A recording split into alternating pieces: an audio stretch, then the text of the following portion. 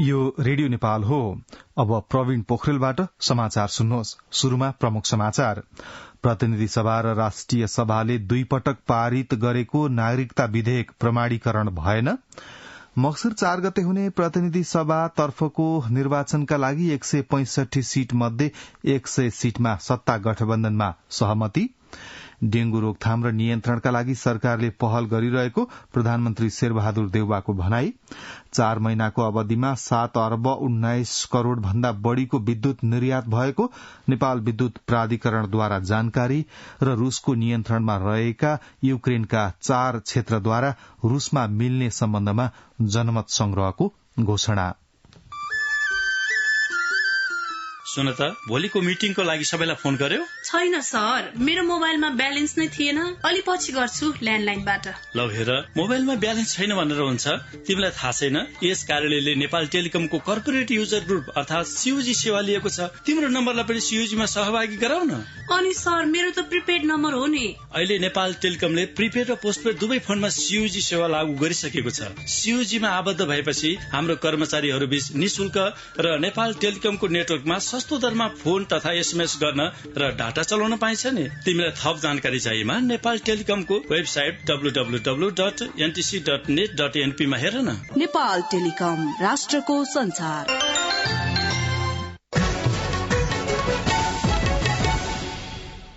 समाचार अब विस्तारमा। प्रतिनिधि सभा र राष्ट्रिय सभाले 2 पटक पारित गरेको नेपाल नागरिकता ऐन 2063 लाई संशोधन गर्न बनेको विधेयक निर्धारित समयभित्र प्रमाणीकरण हुन सकेन। सभामुख अग्निप्रसाद सापकोटाले पछिल्लो पटक उक्त विधेयक गत भदौ 20 गते प्रमाणित गरी राष्ट्रपति कार्यालयमा प्रमाणीकरणका लागि पठाउनु भएको थियो। नेपालको संविधान अनुसार राष्ट्रपतिले प्रमाणीकरण गरिसक्नुपर्ने 15 दिनको समय अवधि गैराती समाप्त भएको छ। गैराती 12 बजेसम्म नागरिकता विधेयक प्रमाणीकरण नभएको राष्ट्रपतिका प्रमुख स्वकीय सचिव भेषराज अधिकारीले जानकारी दिनुभयो। नेपालको संविधानको धारा 113 को उपधारा 4 मा एउटै विधेयक दोस्रो पटक प्रमाणीकरणका लागि पुगेपछि राष्ट्रपतिले अनिवार्य प्रमाणीकरण गर्नुपर्ने व्यवस्था छ। यसअघि दुवै सदनले पहिलो पटक गत साउन 16 गते उक्त विधेयक पारित गरी राष्ट्रपति भण्डारी समक्ष प्रमाणीकरणका लागि पठाइएको थियो। राष्ट्रपतिले संविधान बमोजिम संघीय संसदबाट पुनः विचार हुन आवश्यक देखिएको उल्लेख गर्नुहुँदै 8 बुँदासहित साउन 29 गते संसदमा फिर्ता पठाउनु भएको थियो। त्यसपछि संसदका दुवै सदनले दोस्रो पटक पनि विधेयकलाई जस्ताको तस्तै पारित गरेको थियो। प्रतिनिधि सभाको चालू अधिवेशन पनि समाप्त भइसकेको र संविधान अनुसार दोस्रो पटक पनि प्रमाणीकरण हुन नसकेको विधेयक अब के हुन्छ भन्ने विषयमा चासो बढ़ेको छ। सत्ता गठबन्धनको बैठकमा आगामी मंसिर 4 गते हुने प्रतिनिधि सभातर्फ 165 सीट मध्ये 100 सीटमा सहमति जुटेको छ। प्रधानमन्त्री निवास बालुवाटारमा हिजो बसेको बैठकमा 100 सीटमा सहमति जुटेको नेकपा एकीकृत समाजवादीका वरिष्ठ नेता झलनाथ खनालले जानकारी दिनुभयो। वरिष्ठ नेता खनालले बैठकमा तालमेलका बारेमा छलफल भई सहमति जुटेको र बाँकी सीटको विषय अर्को बैठकमा टुंगिने पनि बताउनुभयो। यस्तै बैठकमा सीट बाँडफाँड कार्यदलले तयार पारेको प्रतिवेदनका आधारमा प्रतिनिधि सभा र प्रदेशसभा दुवैतर्फको सीट बाँडफाँड एकसाथ टुंगो लगाउने गरी छलफल भइरहेको गठबन्धन कार्यदलको सचिवालयका सचिव केशवराज जोशीले जानकारी दिनुभयो। चुनावी तालमेल गर्ने निर्णय गरेका सत्ता गठबन्धनका दलहरूले यसअघि नेपाली कंग्रेसका नेता कृष्ण प्रसाद सिटौलाको संयोजकत्वमा कंग्रेसका 3 जना र अन्य दलका 2-2 जना सदस्य रहने गरी कार्यदल गठन गरेका थिए। सत्ता गठबन्धन दलहरूबीच सीट संख्याको तथा कुन क्षेत्रमा कसको उम्मेद्वारी रहने भन्ने समेत टुंगो लगाउने जिम्मेवारी पाएको कार्यदलले लामो छलफलपछि सहमति हुन बाँकी रहेका केही स्थानहरूको निर्णय शीर्ष नेताहरूको बैठकले गर्ने गरी प्रतिवेदन बुझाएको थियो। हिजोको बैठकमा प्रधानमन्त्री एवं नेपाली कंग्रेसका सभापति शेरबहादुर देउवा, नेकपा माओवादी केन्द्रका अध्यक्ष पुष्पकमल दाहाल प्रचण्ड, नेकपा एकीकृत समाजवादीका अध्यक्ष माधव कुमार नेपाल, जनता समाजवादी पार्टीका अध्यक्ष उपेन्द्र यादव र राष्ट्रिय जनमोर्चाका शीर्ष नेता सहित सीट बाँडफाँड कार्यदलका सदस्य सहभागी हुनुहुन्थ्यो। सत्ता गठबन्धनको बैठक आज बिहान 8 बजे पुनः बस्नेछ। निर्वाचन आयोगले समानुपातिक निर्वाचन प्रणालीतर्फ राजनैतिक दलहरूले पेश गरेको बन्द सूचीको छानबिन शुरू गरेको छ। प्रतिनिधि सभा निर्वाचनका लागि समानुपातिक तर्फ 48 राजनैतिक दलले उम्मेद्वारको बन्द सूची बुझाएका छन्। समानुपातिक तर्फ निर्वाचन आयोगमा 68 दल दर्ता भएकोमा 48 दलले उम्मेद्वारको बन्द सूची पेश गरेको समानुपातिक निर्वाचन प्रणाली तर्फका आयोगका प्रवक्ता गुरूप्रसाद वाग्लेले जानकारी दिनुभयो। उहाँका अनुसार प्रदेश सभातर्फ प्रदेश 1 मा 36, मध्य प्रदेशमा 36, बागमती प्रदेशमा 41, गण्डकीमा 31, लुम्बिनीमा 32, कर्णालीमा 28 र सुदूरपश्चिम प्रदेशमा 34 राजनैतिक दलले बन्द सूची बुझाएका छन्। समानुपातिक निर्वाचन प्रणाली तर्फका प्रवक्ता वाग्लेका अनुसार मंगलबारदेखि आगामी 9 गतेसम्म बन्द सूची सच्याउन समय दिने निर्णय आयोगले गरिसकेको छ। बन्द सूची संशोधन गरी पेश गर्न असोज 10 देखि 16 गतेसम्मको समय आयोगले निर्धारण गरेको छ। प्रधानमन्त्री शेरबहादुर देउवाले डेंगूको रोकथाम र नियन्त्रणका लागि सरकारले पहल गरिरहेको बताउनु भएको छ। काठमाडौँमा हिजो दोस्रो नेपाल चिकित्सक राष्ट्रिय स्वास्थ्य सम्मेलनको उद्घाटन गर्नुहुँदै प्रधानमन्त्री देउवाले कोविड-19 को महामारी नसकिँदै डेंगूको संक्रमण बढ़ेकाले रोकथाम र नियन्त्रण गर्नुका साथै उपचारको व्यवस्था गरिएको बताउनुभयो। स्वास्थ्य पूर्वाधार विस्तार गरेर महामारी नियन्त्रण गरी अर्थतन्त्रलाई चलायमान बनाउन सरकार क्रियाशील रहेको पनि प्रधानमन्त्री देउवाले उल्लेख गर्नुभयो। प्रधानमन्त्री देउवाले कोरोना भाइरस र डेंगूको उपचारका लागि सरकारले सबै व्यवस्था गरेको उल्लेख गर्नुभयो। स्वास्थ्य तथा जनसंख्या मन्त्री भवानी प्रसाद खापुङले स्वास्थ्य क्षेत्रको नीतिगत सुधारका लागि सम्मेलन महत्वपूर्ण हुने बताउनुभयो। प्रधानमन्त्री शेरबहादुर देउवाले मुस्ताङ शिखर सम्मेलनले नेपालमा मात्र नभई अन्तर्राष्ट्रिय स्तरमा महत्वपूर्ण भूमिका खेल्ने बताउनु भएको छ।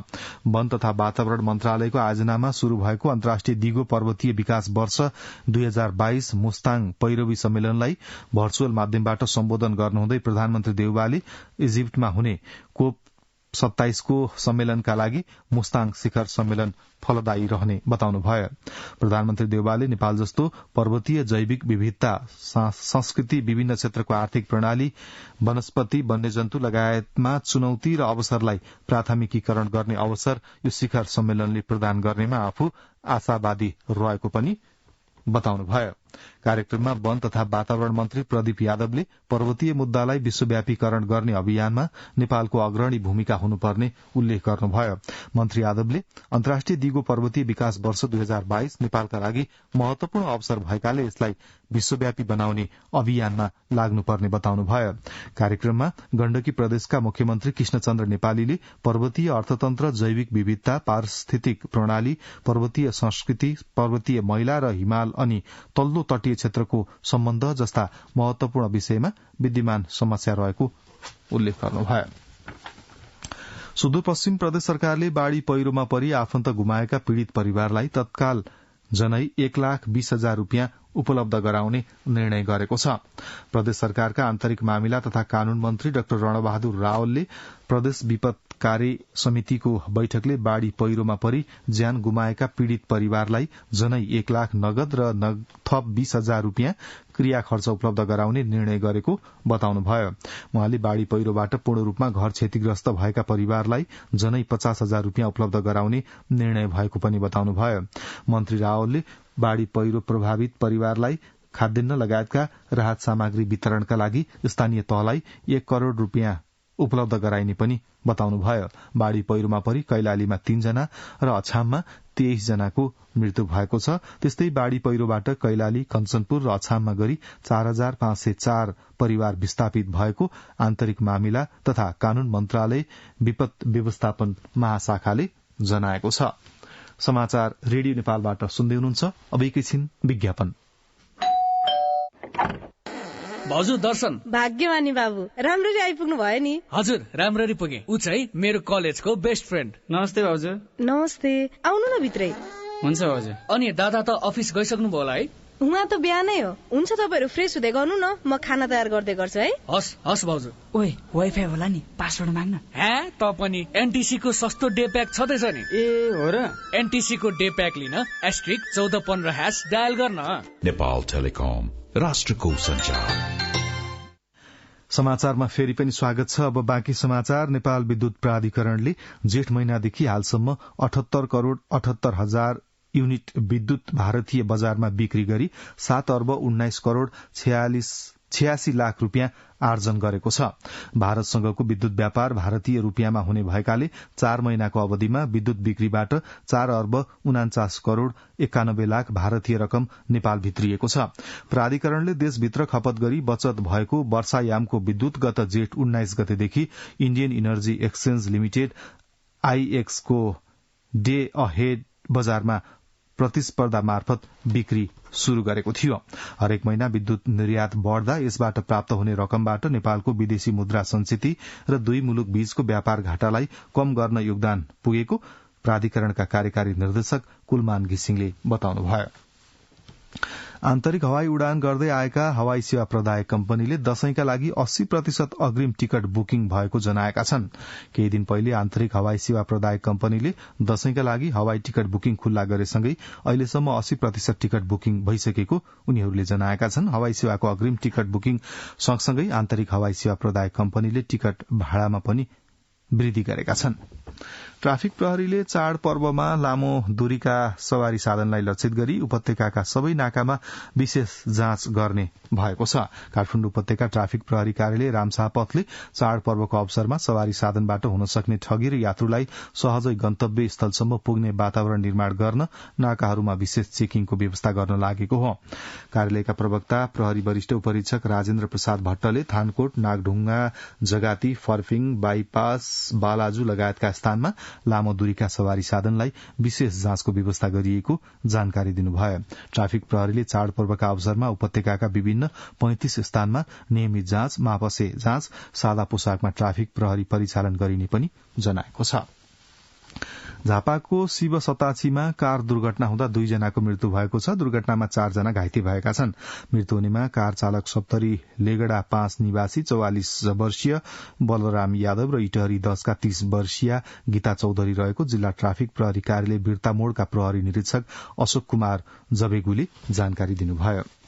प्रधानमन्त्री शेरबहादुर देउवाले नेपालको जलविद्युत, पर्यटन र अन्य सम्भावित क्षेत्रमा इण्डोनेसियाको लगानी भित्र्याउने काममा सहजीकरण गर्न नेपालका लागि इण्डोनेसियाका राजदूतलाई आग्रह गर्नुभएको छ। हिजो प्रधानमन्त्री देउवासँग शिष्टाचार भेट गर्न प्रधानमन्त्री निवास बालुवाटार पुग्नुभएका नेपालका लागि इण्डोनेसियाका राजदूत हेरू हारतान्तो सुबोलोसँगको भेटमा प्रधानमन्त्री देउवाले यस्तो आग्रह गर्नुभएको हो। त्यस अवसरमा प्रधानमन्त्री देउवाले नेपालमा गणतन्त्र इण्डोनेसियाको आवासीय दूतावास स्थापनाका लागि इण्डोनेसियाको सरकारलाई आग्रह पनि गर्नुभयो।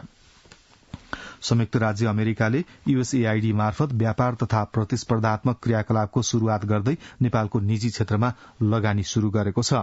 उच्च वृद्धि र रोजगारीको सम्भाव्यता भएका लक्षित क्षेत्रका नेपाली व्यवसायीहरूको प्रतिस्पर्धात्मक क्षमता अभिवृद्धि गर्ने उद्देश्यसहित 5 वर्षका लागि 1 करोड़ 90 लाख अमेरिकी डलर लगानी गरिने जनाइएको छ।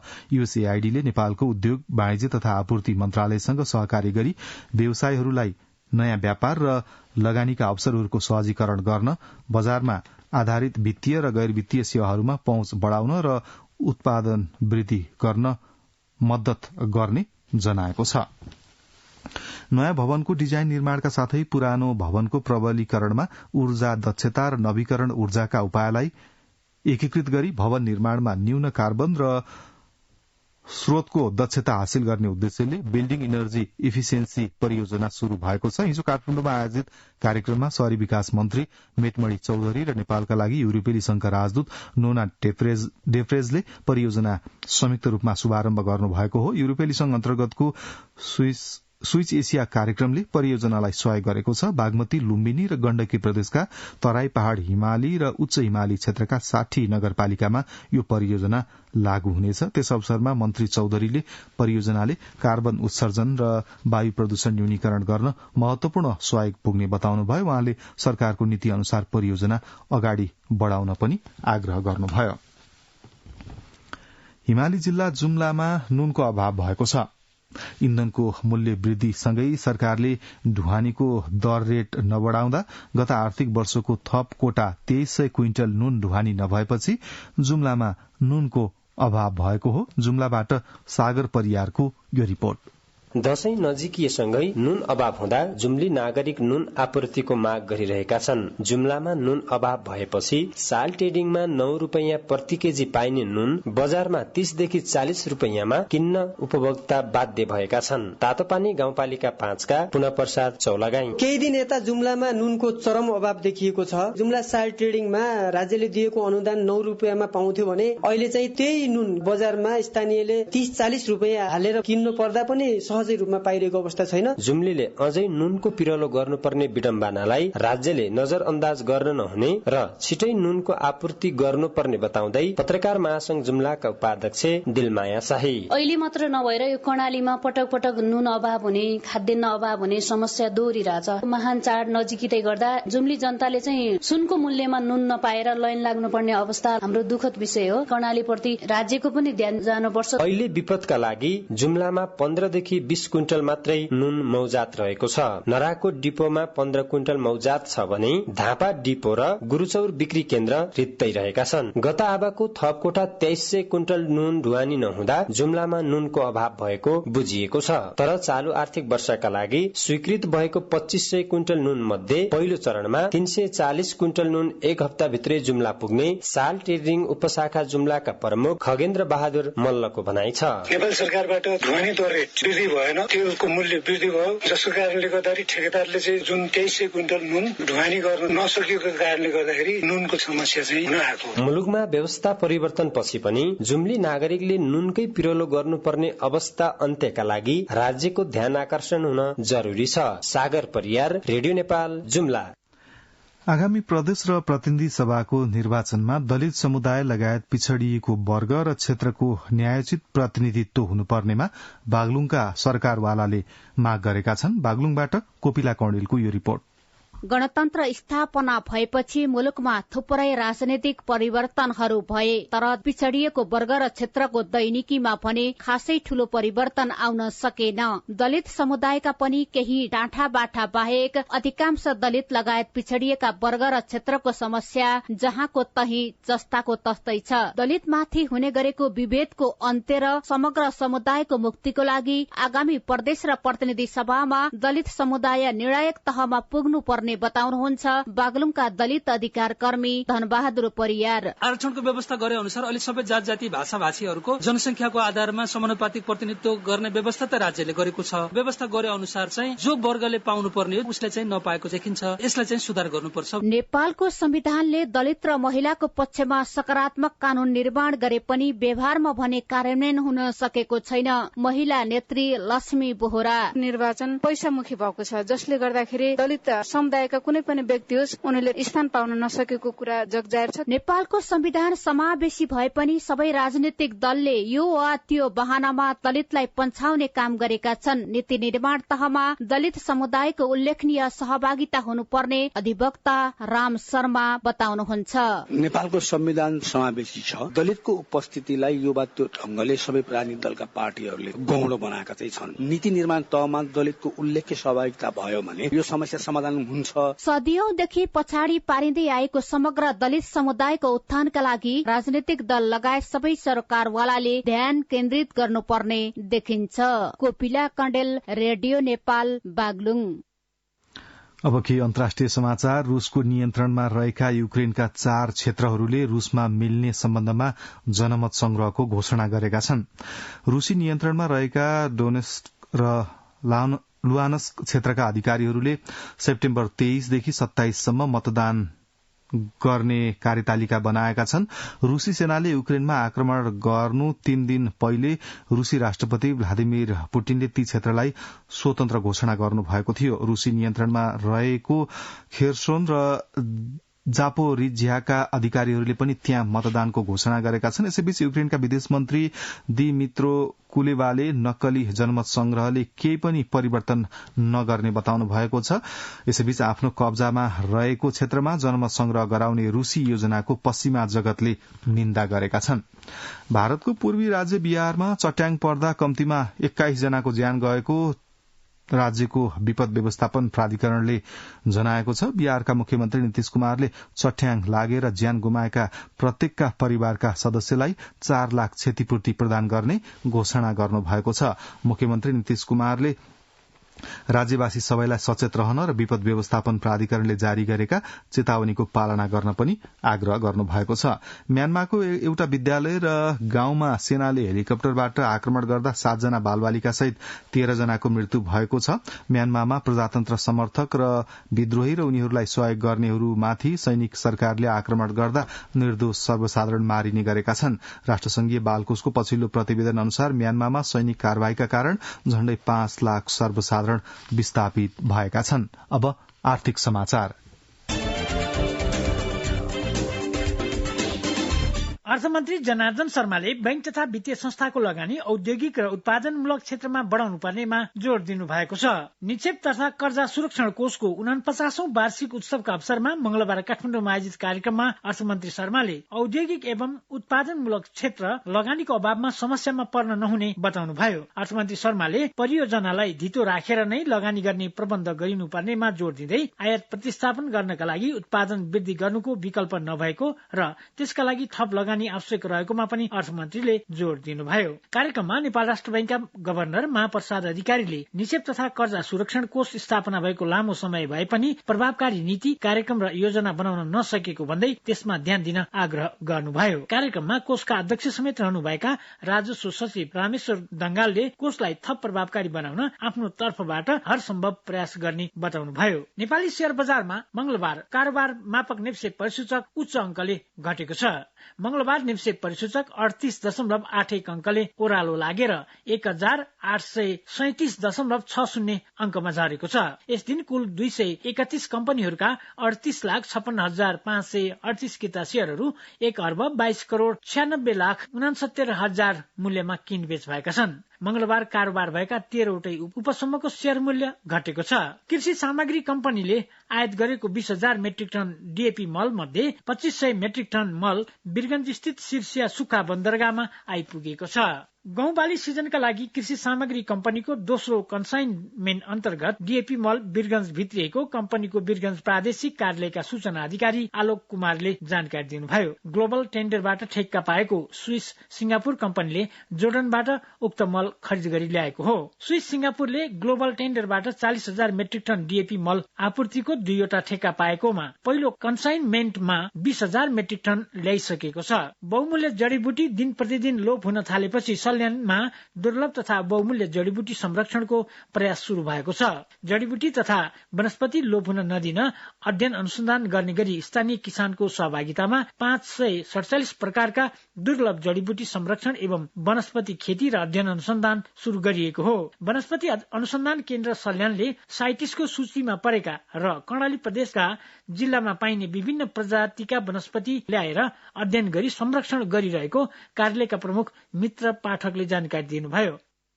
भुवन आचार्य। अब मौसम आज देशभर आंशिकदेखि सामान्य बदली रही लुम्बिनी प्रदेश र सुदूरपश्चिम प्रदेशका केही स्थानमा मेघगर्जन सहित हल्कादेखि मध्यम वर्षा हुनुका साथै लुम्बिनी प्रदेश र सुदूरपश्चिम प्रदेशका 1-2 स्थानमा अधिक वर्षा हुने जल तथा मौसम विज्ञान विभागले जनाएको छ।